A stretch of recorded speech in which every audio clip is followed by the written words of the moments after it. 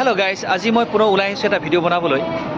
কেইদিনমান আগতে মই এটা ভিডিঅ' বনাম বুলি ভাবিছিলোঁ, কিন্তু বহুত ব্যস্ততাৰ মাজত থকাৰ কাৰণে মই ভিডিঅ'টো বনাব নোৱাৰিলোঁ। একচুৱেলি আমাৰ ক্ৰুজৰ এটা স্পেচিয়েল ইভেণ্ট আছিলে, ক্ৰছিং। আপোনালোকে সকলোৱে জানে মই US-ত আছিলোঁ। ডেট মিনছ আমাৰ শ্বিপৰ যিটো ভয়েজ টু US-ত চলি আছিলে। যোৱা 25 তাৰিখে আমি US-ৰ নিউয়ৰ্ক চিটিৰ পৰা ওলাই আহিছিলোঁ আৰু প্ৰায় 6 দিন 6 নিশা কণ্টিনিউৱাছলি আটলাণ্টিক মহাসাগৰৰ মাজেৰে আহি আজি আমি পালোহি পৰ্তুগালৰ পণ্টো মালডেগা বুলি এটা পৰ্টত আমি আজি আহি উপস্থিত হ'লোহি। আৰু যেতিয়া কোনো এখন শ্বিপ এখন মহাদেশৰ পৰা আন এখন মহাদেশলৈ এখন মহাসাগৰ ক্ৰছ কৰি ওলাই আহে, তাক ক্ৰছিং বুলি কোৱা হয়। একচুৱেলি ক্ৰছিং এটা আনইউজুৱেল ইভেণ্ট এইকাৰণেই কোৱা হয়, ক্ৰছিং সদায় একচুৱেলি শ্বিপত ঘটি নাথাকে। আৰু মোৰ ক্ৰুজ কেৰিয়াৰত এইটো মোৰ ছেকেণ্ড ক্ৰছিং হয়।